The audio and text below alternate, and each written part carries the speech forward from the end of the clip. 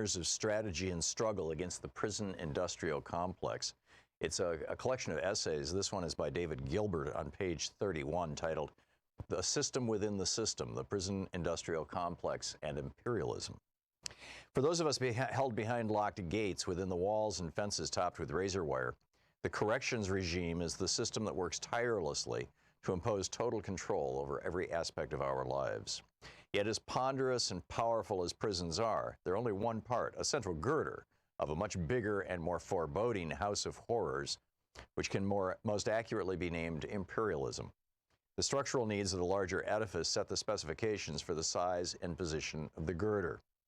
The strength of the girder helps determine how long the building itself will stand.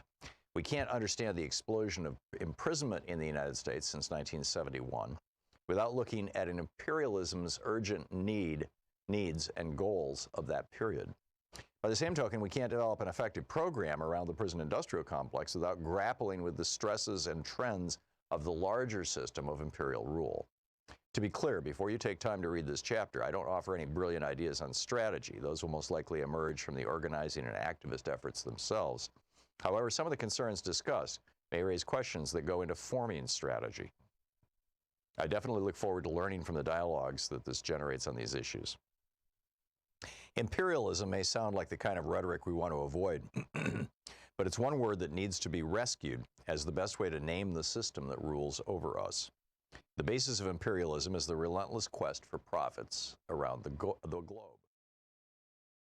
Got somebody really caught in the middle of it, and that doesn't excuse the person from the consequences. Professors, we've talked about abuse of power and bribery. When we started, we said we would also discuss obstruction of Congress. So I'd like to ask you some questions about obstruction of Congress. Professor Gerhardt, in your view, is there enough evidence here to charge President Trump with the high crime and misdemeanor of obstruction of Congress? I think there's more than enough. As I mentioned in my statement, just to really underscore this, the third article of impeachment approved by the House Judiciary Committee against President Nixon charged him with misconduct because he had failed to comply with 4 legislative subpoenas. Here it is far more than 4 that this president has failed to comply with, and he's ordered the executive branch as well not to cooperate with Congress. Those, together with a lot of other evidence, suggest obstruction of Congress. Professor Carlin, do you agree? I'm a scholar of the law of democracy. So as a citizen, I agree with what Professor Gerhardt said. As an expert, my limitation is that I'm a scholar of the law of democracy. I'm not a scholar of obstruction of justice or obstruction of Congress. We will accept your opinion as a citizen. Professor Feldman. The obstruction of Congress is a problem because it undermines the basic principle of the Constitution. If you're going to have 3 branches of government, each of the branches has to be able to do its job. The job of the House is to investigate impeachment and to impeach. A president who says, as this president did say, I will not cooperate in any way, shape, or form with your process, robs a coordinate branch of government. He robs the House of Representatives of its basic constitutional power of impeachment.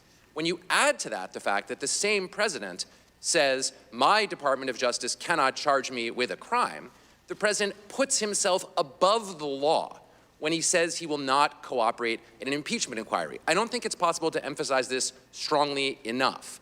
A president who will not cooperate in an impeachment inquiry is putting himself above the law. Now, putting yourself above the law as president is the core of an impeachable offense, because if the president could not be impeached for that, he would, in fact, not be responsible to anybody. And, sir, in forming your opinion, did you review these statements from President Trump? Well, we're fighting all the subpoenas. Then I have an Article 2 where I have the right to do whatever I want as president. I did, and as someone who cares about the Constitution, the second of those in particular struck a kind of horror in me. And Professor Gerhardt, in forming your opinion that President Trump has committed the impeachable offense of obstruction of Congress, did you consider the Intelligence Committee report and its findings, including finding 9, that President Trump ordered and implemented a campaign to conceal his conduct from the public and to frustrate and obstruct the House of Representatives impeachment inquiry? I read that report last night after I had submitted my statement, but I had watched and read all the other transcripts that were available. The report that was issued reinforces everything else that came before it, so yes. So, we've talked first about abuse of power and bribery, and then about obstruction of Congress. And Professor Gerhardt, I'd like to now ask you some questions about a third impeachable offense, and that is obstruction of justice. Sir, have you formed an opinion as to whether President Trump committed the impeachable offense of obstruction of justice? Yes, I have. And what is your opinion, sir? Well, based on, I've come here like every other witness, assuming the facts that have been put together in official reports. The Mueller report cites a number of facts that indicate the President of the United States obstructed justice, and that's an impeachable offense. And in your testimony, sir, you pointed out that the Mueller report found at least 5 instances of the President's obstruction of the Justice Department's criminal investigation into Russian interference in the 2016 election, correct? Yes, sir. And the first of those instances was the President's ordering his then White House counsel, Don McGahn, to fire the special counsel, rather to have the special counsel fired, in order to thwart the investigation of the President, correct? That is correct. And the second was the President ordering Mr. McGahn to create a false written record, denying that the President had ordered him to have Mr. Mueller This removed. is the Thom Hartmann Program. And you also point to And happy Impeachment Day. Right now, just to bring you up to date, the 4 witnesses who are all law experts and law professors, Michael Gerhardt, Pamela Karlan, Noah Feldman, and Jonathan Turley, have all testified before the House Judiciary Committee about what the founders thought was an impeachable offense. Jonathan Turley was the one witness that was requested by the Republicans.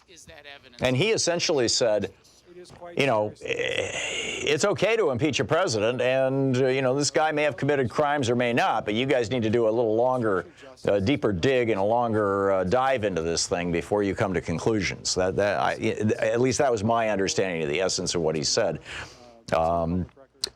Right now, Norman Eisen, who is the attorney for the Democrats, is questioning the law professors. He pretty much has not gone to Jonathan Turley. And the star of this thing is Pamela Karlan, this woman who just passionately spoke out about, you know, said Thanksgiving she ordered a turkey that was pre-cooked so that she could read all the reports, you know, all the testimony of the people who testified before the House Intelligence Committee. So with that, I'm going to turn it over to the hearings right now, where Norman Eisen, the lawyer for the Democrats, he has 45 minutes to question these witnesses.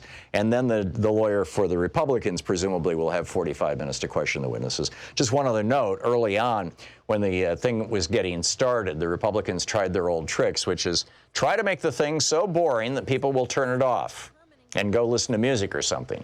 And, you know, demanding roll call votes. You'll recall Adam Schiff wouldn't go along with that. Chairman Nadler allowed it twice, which I thought was a big mistake, but what the hell. And so here we are. But anyhow, to the hearings. This is fascinating stuff. Thus may be excluded from activities of democratic self-government. And the person who wrote those words is now Justice Brett Kavanaugh, in upholding the constitutionality of a federal statute that denies foreign citizens the right to participate in our elections by spending money on electioneering or by giving money to PACs. They have long been forbidden to give contributions to candidates. And the reason for that is because that denies us our right to self-government.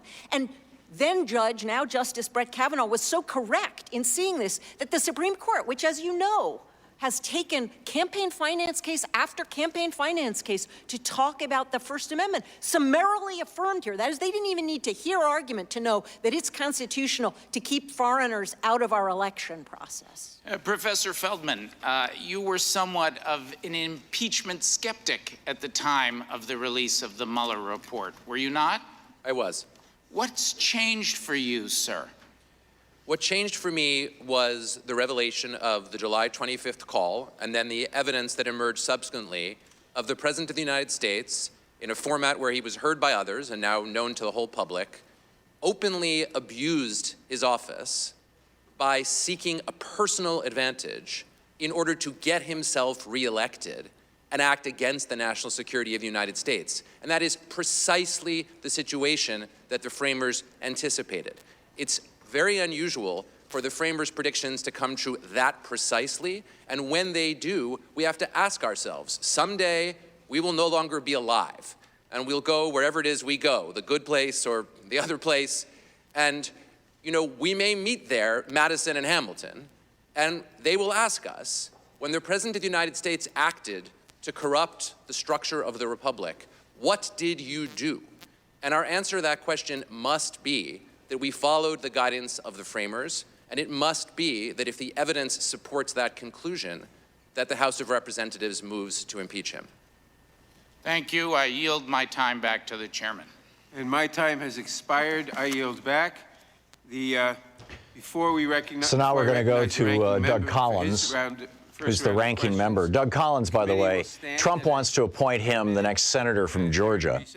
And the governor of Georgia, Brian Kemp, who stole the election from Stacey Abrams, he wants to appoint a Georgia billionaire who is a big donor to his campaign. And so Doug Collins is auditioning here to try to get Donald Trump to put enormous pressure on Brian Kemp to put him in the Senate. So this could get interesting. At this time, the committee will stand in a short recess. Okay, they're taking a recess. So, I'd love to hear your thoughts on what you think you've seen. I'll share mine with you. Our number is 202-808-9925. I'm particularly curious what you think Jonathan Turley said, because I thought he did a masterful job of just kind of dancing around the edges of this thing. I'm not sure he did Trump any favors, but, the Republicans wanted him there. But the other three witnesses were just outspoken that, the founders, the framers, the founders, of course, the people who signed the Declaration of Independence and fought the Revolutionary War, the framers, some of the same people, but also it was nearly a generation later, 16, 18 years later, whatever it was, who framed the Constitution. Well, let's see, 1776, 1887, 11 years later, not quite a generation. The framers were unanimous, and this was one of the things that was pointed out by one of the law professors early on, was that there were actually, when in July of 1787, I think it was July 20th of 1787, and I actually, it's weird because I keep these piles of paper around here that I've used on the air, and I threw this away yesterday, and I shouldn't have. I actually had printed out from Madison's notes on the convention the entire transcript from that day about impeachment, and I had highlighted it. We published it on Alternet and Raw Story back, a month or two ago, and I'd highlighted what some of them said, and I don't have it to quote verbatim to you, but they were quoted verbatim this morning by a number of these law professors, and essentially what the framers, when the debate was happening, this was in Philadelphia in the summer of 1787, when the Constitution was being written. And at that time, as Professor Pamela Carlin pointed out later, there were no laws against bribery in the United States. In fact, the laws against the federal law against bribery that we have right now, there were state laws against bribery. But the federal law against bribery that we have, or any federal law against bribery, didn't come until almost 60 years after the founding of our republic.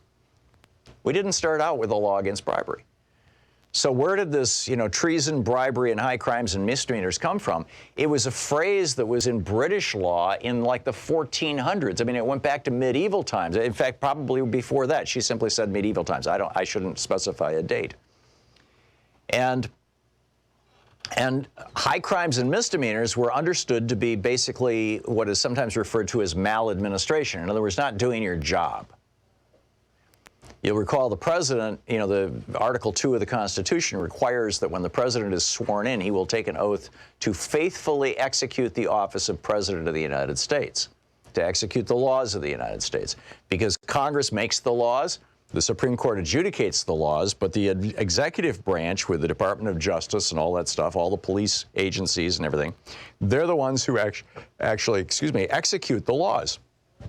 They're the ones who say, okay, you broke the law, or at least we think you broke the law. It's up to the courts to decide whether you actually did. And so when they were talking about bribery, in Article 2, Section 4 of the Constitution, which is where the impeachment clause resides, when they were talking about bribery, they were talking about the classic understanding of bribery, which is accepting something of personal value in exchange for your professional duties. Whether you're bribing the meter reader to change the numbers so that your electric bill goes down, or whether you're bribing a police officer so that you don't have to pay a ticket, or whether you're bribing a politician so that they'll pass some legislation. Now, the Supreme Court legalized bribing politicians in 1976 by billionaires and in 1978 by corporations. But with that single exception, bribery is not considered First Amendment activity. You're not, it's not part of your free speech portfolio. Bribery is a crime. And like she said, it wasn't, they were not, when they said treason, bribery, and high crimes and misdemeanors, they were not referring to federal law. There were no federal laws at that time. Congress had not met and passed a single law. They were referring to the classic understanding of those things, and I think it's very, very clear that what the Republicans have done, or what Donald Trump has done and the Republicans are vigorously trying to defend here, is bribery and extortion, bribery under threat of violence. Your people will die in Ukraine if you don't give us the public statement of an investigation. So, I mean, this is pretty serious stuff. It's pretty amazing. So, anyhow, get your thoughts right after this. It's 16 minutes past the hour here on the Thom Hartmann Program. We'll be right back. This is the Thom Hartmann Program. Noah Feldman, Pamela Karlan, Michael Gephardt, and, of course, Jonathan Turley, a regular in Fox News, by the way.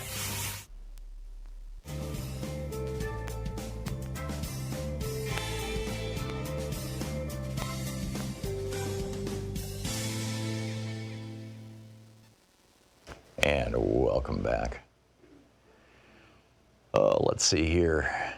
It's interesting. It seems like most of our calls are skeptics. Bonnie in Newport Beach, California, watching us on Free Speech TV. Hey, Bonnie, your thoughts? Hey, how are you? Good. What's on your mind? Bonnie? Yes, I'm here. You are on the air. What's on your mind? Yes. I'm just watching the whole thing unfold. I watched the proceedings and didn't find any evidence of any kind of quid pro quo. I didn't see anything that Trump has done wrong. Really? Now you've got, no, absolutely not. As Sunland said, he wanted absolutely nothing. He wanted nothing. He wanted Ukraine. He wanted the president of Ukraine to... No, there was no Ukraine mentioned. There was no, Biden was not mentioned in that call. Read the transcript. Strike. He said... No, Bonnie, honest to God, read the transcript. He said Biden and his son. I read it over and over. That's why the impeachment is falling apart. Bonnie, and this is why the Democrats in the transcript, he says Biden and his son. In the transcript that Trump keeps telling people to read. And I praise Trump if that was really what he said, but it wasn't. But I praise him for doing that because Biden did a quid pro quo. He blackmailed Ukraine to fire the prosecutor. which was completely inappropriate. On behalf That of the was a International quid pro quo. Monetary Fund, oh my God, I can't believe this. Bonnie, you must be But a this is Fox why you're TV viewer. losing. But see, this is why you're losing. The impeachment Who's poll numbers losing? are proving that. This is why who is losing? Democrats. And also, you have Biden is probably going to be the candidate for the Democratic Party. Did you hear him yesterday or the day before? I love it when little children sit on my lap and touch my legs and feel my hair. Yeah, I'm telling you, the man is senile and demented. Okay, Bonnie, thanks a lot for the call. Fascinating. It's fascinating. Richard in Walton, West Virginia, you want to agree with our previous caller? Well, not exactly, but I'm very much I'm 77 years old, and I'm still working in a fast food restaurant. So I consider myself working class. And as far as I'm concerned, Biden, the Clintons, Pelosi, they could care less about the working class. And so I'm going to Then why vote do they for keep a trying to working pass class legislation person. to raise your I'm gonna wages, vote for Richard? Sanders, Richard, or I'm going to vote for Elizabeth Warren or Tulsi Gabbard, or I'm going to vote Green. But, all this establishment, Democrats, the Hillary Clinton crowd, I could care less. yeah, Richard, if you vote Green, you're voting for Donald Trump. I mean, the Green I Party don't does care. great. I will You not. don't care. I didn't vote for You don't care Hillary. if Trump is our president for 4 more years? I could care less whether it's Trump or Biden. Okay, then Richard, you lose your right to have an opinion. I'm sorry, I'm taking you off. I don't think that Joe Biden is the strongest candidate, and I think that this smear campaign by Trump actually has harmed him. I think that the lies that Trump is putting on Facebook, specifically that when Biden was trying to get the corrupt prosecutor of Ukraine fired, that it had anything to do with his son. It didn't. It literally did not, and that's established. That's an established fact. You probably won't hear it on Fox News, but it's an established fact. But, wow, I'm just astonished by what I'm hearing. We'll be right back. It's 24 minutes. No, it's 20 minutes, 21 minutes past the hour. We'll be right back.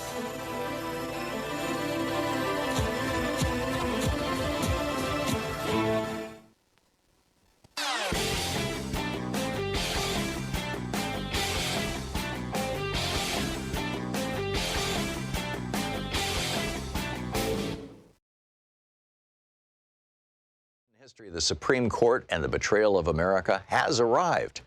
What if the Supreme Court did not have the power to strike down laws? Discover the hidden history of judicial review and this scam called original intent.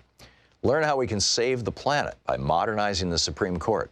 And most important, how we can democratize the Supreme Court now before it's too late. From the time Americans wake up until the time we go to bed, everything we do, touch, ingest, breathe, and use has been touched by the Supreme Court. In this book, I lay out the history of the Supreme Court from Alexander Hamilton until how the court overstepped its constitutional powers. America does not belong to the kings and queens of the court. It belongs to the people. The hidden history of the Supreme Court and the betrayal of America is available now in fine bookstores everywhere.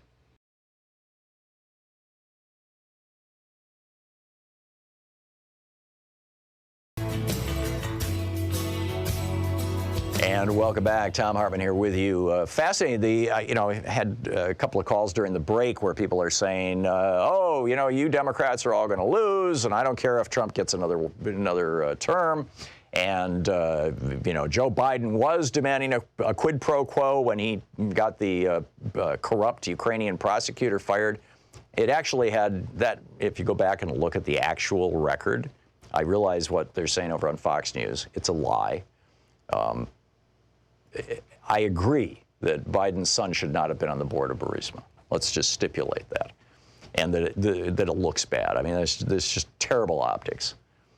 But the simple fact of the matter is that the International Monetary Fund called for the firing of the prosecutor.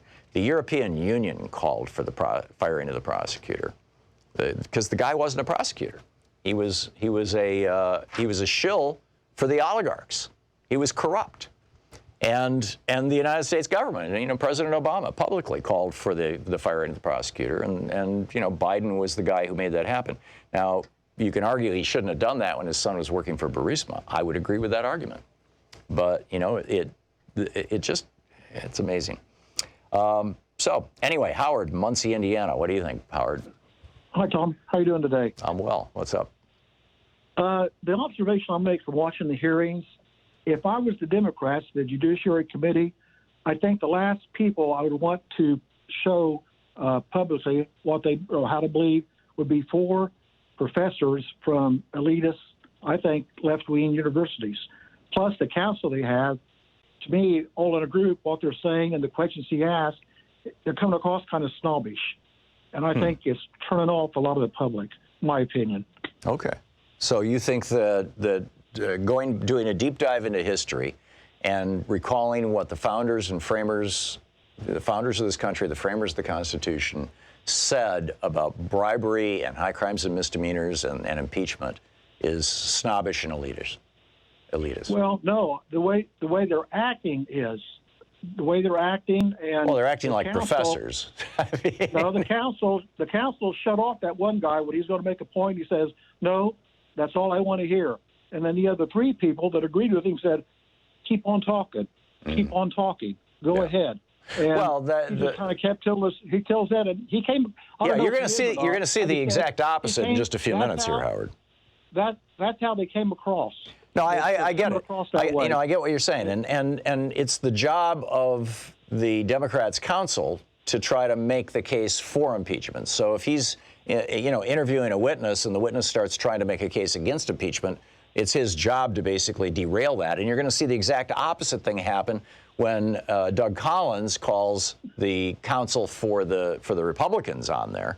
And he's going to be asking probably pretty much exclusively Jonathan Turley questions. And if any of the others try to get in on the act, he's probably going to try and shut them down. Okay. I mean, what we're seeing here, tragically, is a fairly partisan farce. I understand that. Farce is the wrong word. I'll call you tomorrow or Friday and give you my take on the Republicans, how they're asking questions, again, the answers. I'll give you my take then on what I'm seeing. Okay. Again, just from the I got it. Thanks a lot, Howard.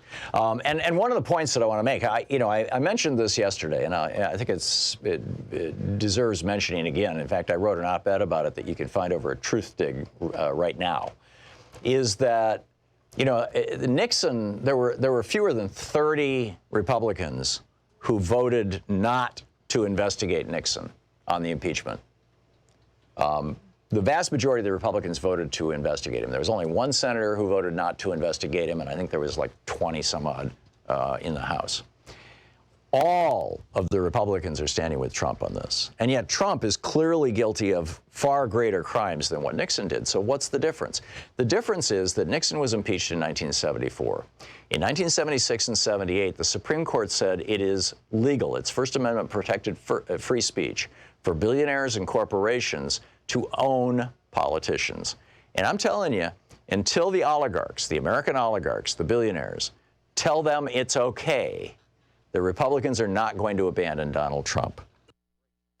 They are going to stand by their man, because their man is giving the tax breaks to the billionaires. He's deregulating, he's making the air dirtier, the water dirtier, deregulating industry, putting more poison into our environment.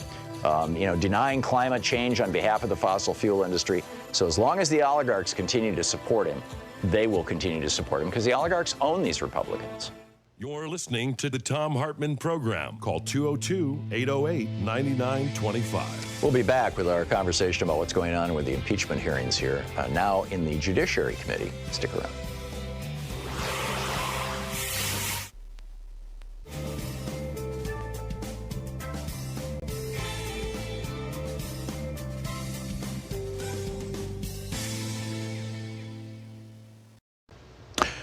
We are at a momentous and pivotal moment in American history right now. This is the 4th time in the history of the United States that a president has been investigated with an eye toward impeachment, and the 3rd time that impeachment has actually been debated in anticipation of. Actually, I guess it's the 4th time. There was debate about impeachment during the Nixon time too, and they prepared articles of impeachment.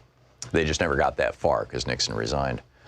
But this is one of those moments that, we'll tell our children and grandchildren about. It's just an extraordinary time in American history. And it's really important, I think, for us to consider that this impeachment debate and process that's happening, today, this week, this month, whatever it may be, that this is happening in the context of a media landscape where over on Fox News, they're throwing up chyrons, the little text on the bottom lower third of the screen, basically suggesting that there's no there there, that everything's fine, that Trump is the victim of a witch hunt, while all the other news media is just saying, here's what, it's fairly obvious what happened. And yet, that he broke the law. And yet, between Fox News and right-wing hate radio, they have seized the minds, captured the minds of between a third and 2/5 of the American people. I mean, it's extraordinary that any president would be able to solicit the help of a foreign government, get elected with the help of that foreign government, and then solicit the help of another foreign government for his reelection and not be immediately impeached. You're not going to hear that at Fox News. And on CNN, you'll hear a debate about it, right? Oh, here's the Republican who has it, and the Democrat. And on MSNBC, it'll be some erudite thought. But here on Free Speech TV, you've got a number of programs that actually do a deep dive into this stuff. We do, I believe, on my program. Certainly, I know, Amy Goodman has been going in depth on this stuff. David Pachman, Randy Rhodes, Stephanie Miller, Sonali. There are some truly extraordinary programs on this network that need a national audience. And frankly, I should say it the other way around, that our nation needs to hear, that the national audience needs to have available. We've got to keep this network going. I mean, these are critical times as progressive voices are just like turned off all across the country. When I was with Air America, we were on 54 radio stations in 35 or 40 of the largest metro areas in the United States. And then Clear Channel was acquired by Mitt Romney's company, Bain Capital, and they just started turning them off one at a time. And now Air America's gone.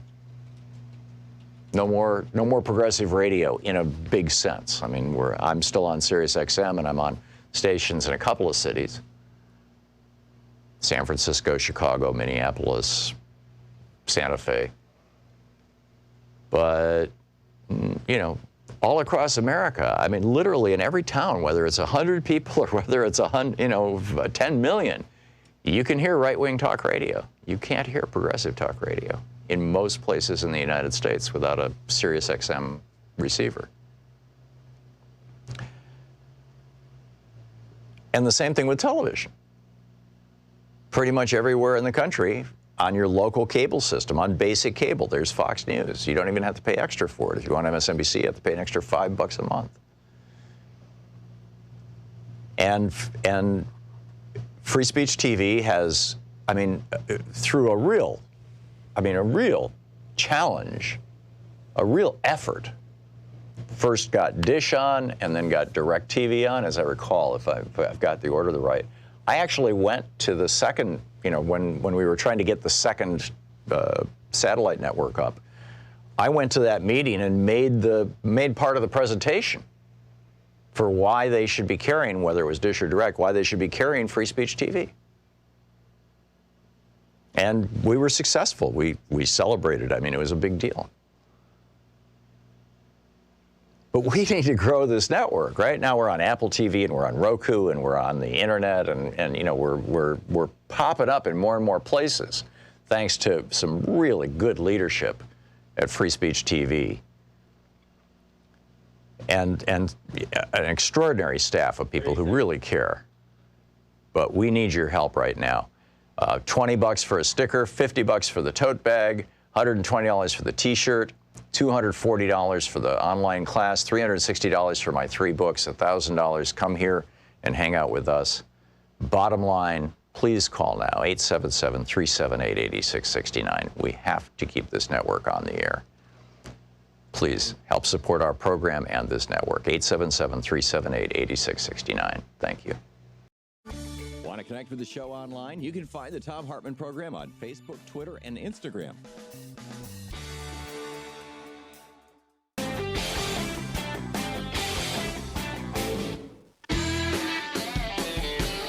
34 minutes past the hour. Welcome back. Thom Hartmann here with you. The committee has come back in, and Doug Collins, the ranking member, the Republican ranking member on the House Judiciary Committee, is questioning Professor Jonathan Turley, who is smiling like the Cheshire Cat. Doug Collins, of course, the guy who wants to be the next senator from Georgia. President Trump, has been promoting him as the guy, or he's been promoting himself to Trump, basically asking Trump to lobby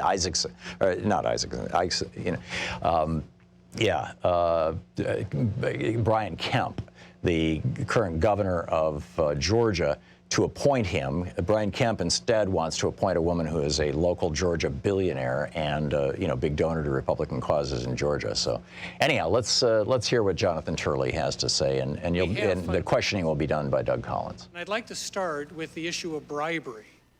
This statement has been made, not just by these witnesses, but Chairman Schiff and others, that this is a clear case of bribery. It's not. And Chairman Schiff said that it might not fit today's definition of bribery, but it would fit the definition back in the 18th century. Now, putting aside Mr. Schiff's turn towards originalism, I think that it might come as a relief to him and his supporters that his career will be a short one, that there is not an originalist future in that argument.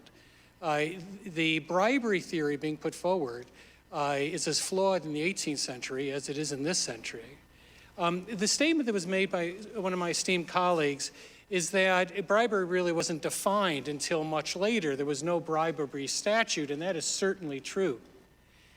But it obviously had a meaning. That's why they put it in this important standard.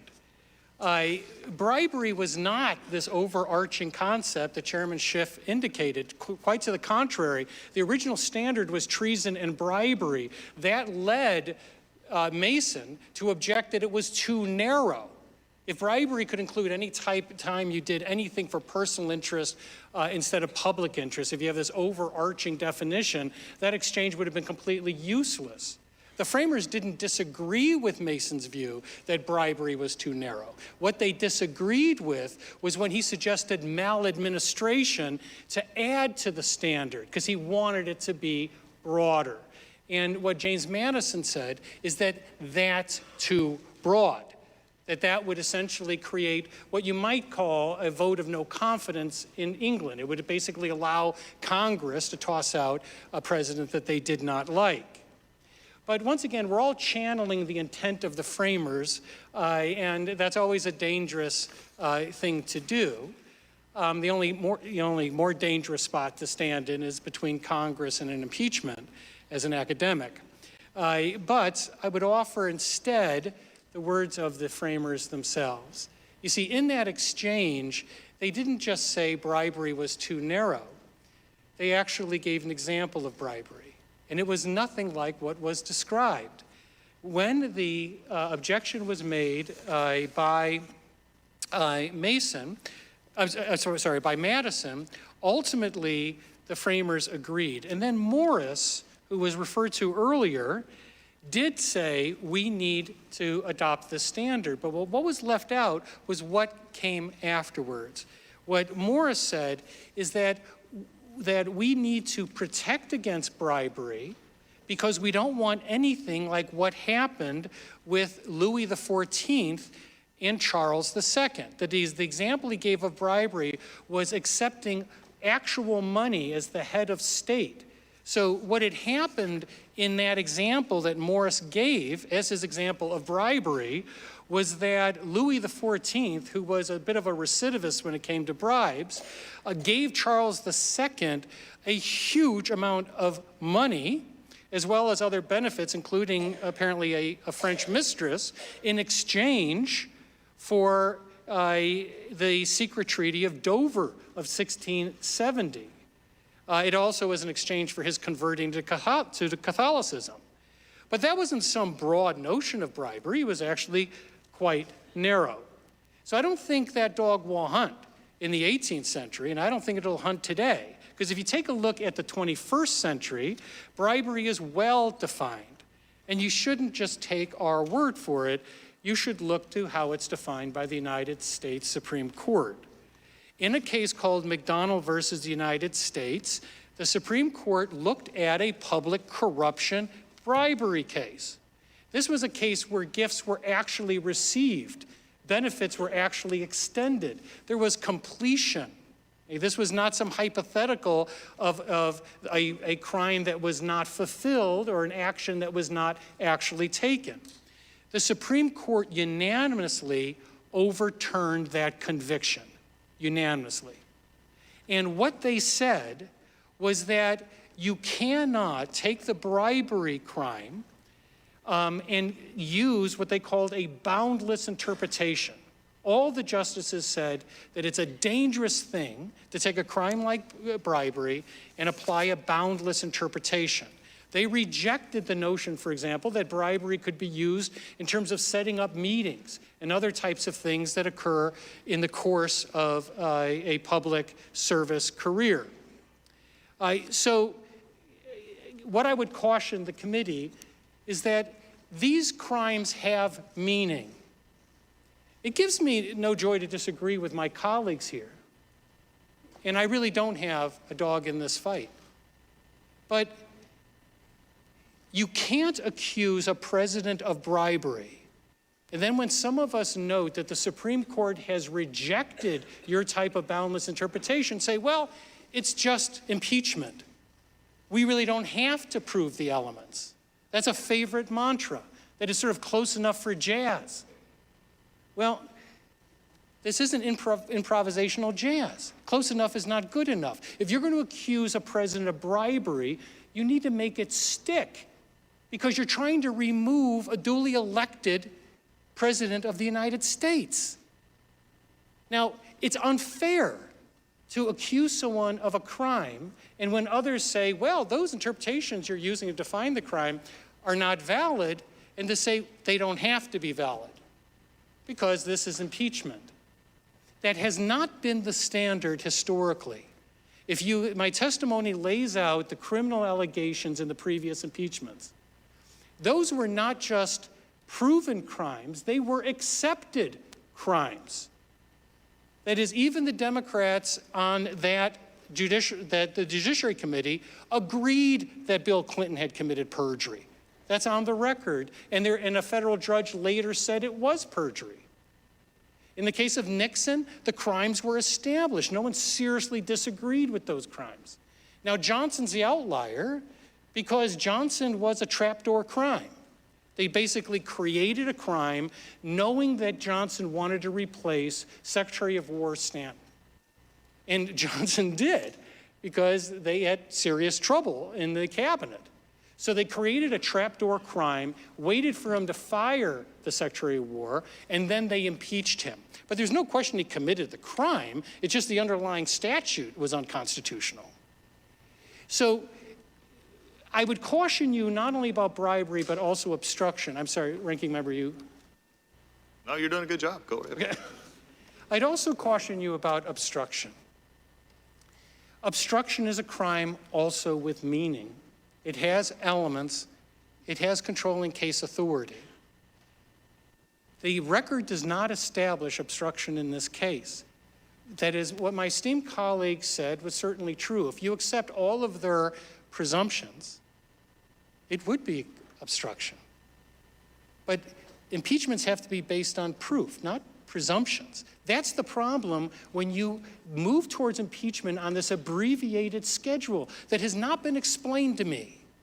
Why you want to set the record for the fastest impeachment. See, this is my point that I Fast made is not earlier. good He's saying, for you know, impeachment. you really need to do Narrow, the fast investigation. impeachments have failed. I'm Just inclined to ask agree with him. Johnson. So the obstruction issue is an example of this problem. And here's my concern.